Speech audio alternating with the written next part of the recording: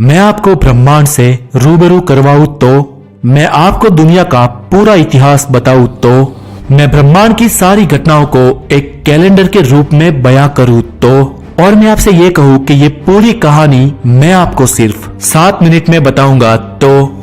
जी हाँ दोस्तों, आज मैं आपको पूरी कहानी सुनाने जा रहा हूँ। बिग बैंग से लेकर आज तक की कहानी, ब्रह्मांड के जन्म से लेकर आकाशगंगाओं के आकार से लेकर हमारे सूर्यमंडल की उत्पत्ति और फिर पृथ्वी पर हमारा जन्म। इतिहास को इतना सब कुछ करने में पूरे 1370 करोड़ साल लगे, लेकिन मैं आपको आज हर जरूरी जानकारी दूंगा और वो भी सिर्फ 7 मिनट में। Welcome back to the knowledge. मैं हूं हितेश गिरी गोसाई और आज हम जानेंगे ब्रह्मांड की पूरी घटनाओं को बयां करने वाले कॉस्मिक कैलेंडर के बारे में।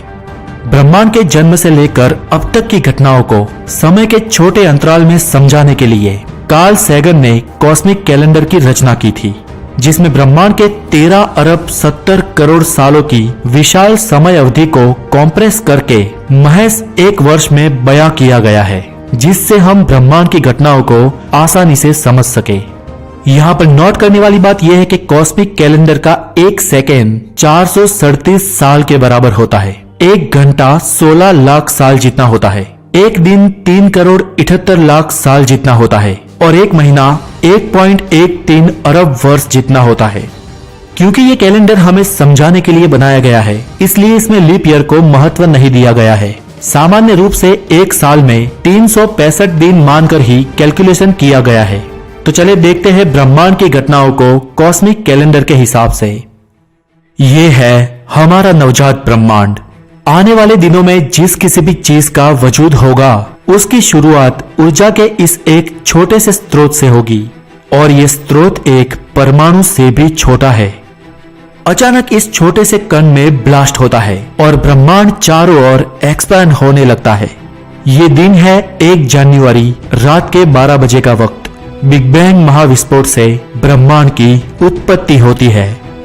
याद रहे कि बिग बैंग कहे जाने वाले विस्फोट के वक्त भी हमारा ब्रह्मांड अंधेरे में ही था।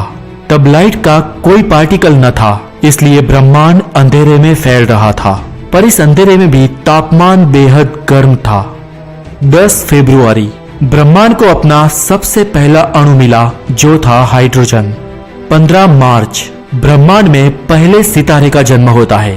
उसके बाद लगातार स्टार्स बनते रहते हैं और ब्रह्मांड हर जगह रोशनी से जगमगाने लगता है, और फिर आकाशगंगाओं की उत्पत्ति होती है।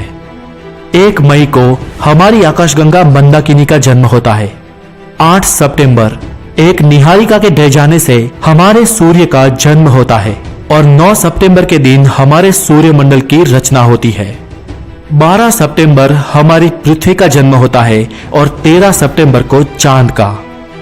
20 सितंबर धरती पर वायुमंडल की रचना होती है।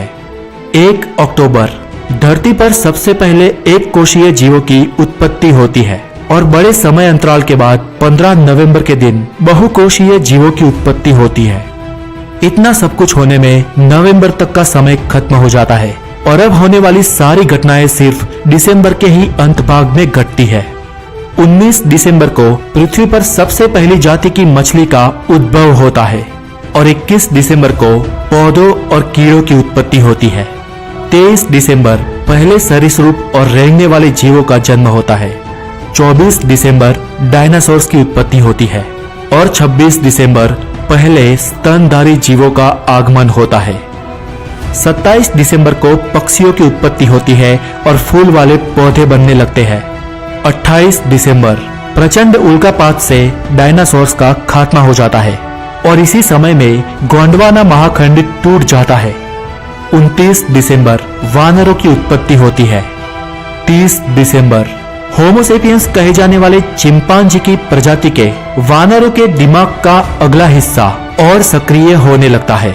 उसका विकास होता है, फलस्वरूप बुद्धि और सोचने की शक्ति उनमें खिलने लगती है। 31 दिसंबर वानर होमोसेपियंस सेपियंस का रूप लेने लगता है। अब वो इंसान बन रहे हैं। अब इंसानियत का पूरा इतिहास साल के आखिरी घंटे में आकार लेता है। 31 दिसंबर रात के 11 बजे अफ्रीका से हमारे आदि पूर्वज पूरी दुनिया में फैलने लगते हैं। रात 11:30 पर आदि मानव औजार बनाना और उनका उपयोग करना सीख लेते हैं। 11:46 पर वो अग्नि जलाना सीख लेते हैं। 11:56 हिमयुग का आरंभ होता है। 11:59 गुफावासी मानव पत्थरों पर चित्रकारी करना सीख लेता है और अभिव्यक्ति की ये सर्वप्रथम क्रांतिकारी लेखन पद्धति है। 11:59 और 20 पर खेतीबाड़ी का आरंभ होता है। 11:59 और 51 पर लिपि और भाषा का आरंभ होता है। 11:59 और 53 कंपास की खोज हुई। ग्रीक सभ्यता का पतन हुआ और इसी समय में भारतीय संस्कृति अति विकसित हुआ करती थी। 11:59 और 56 आर्किमिडीज के सिद्धांत की रचना हुई। अशोका का राज्याभिषेक होता है और रोमन साम्राज्य अपनी चरम सीमा पर पहुंचता है। 11:59 और 58 यूरोप के साहजिक दुनिया के दूसरे देशों की खोज में निकल पड़ते हैं और उन पर कब्जा करने लगते हैं। 11:59 और 59 से रात के 12 बजे के समय के बीच की घटनाओं का चितार। इस वक्त में इंटरनेट और इंफॉर्मेशन का वैश्विक फैलाव होता है। दुनिया का ग्लोबलाइजेशन हो चुका है। मानव सभ्यता ने बड़े पैमाने पर नए आविष्कार किए हैं और 11:59 पर जो गुफावासी मानव दल दल भटक रहा था उसने आज अंतरिक्ष में अपने पांव जमाए हैं। और अब आने वाले 500 साल ये तय करेंगे कि इंसानियत किसी महामारी से अथवा आपस में लड़कर खत्म हो जाएगी या अपनी अंदरूनी समस्याओं से उभरकर अपना विकास कर ब्रह्मांड के दूसरे ग्रहों पर अपना वर्चस्व कायम करेगी। अब ये तो आने वाला वक्त ही तय करेगा।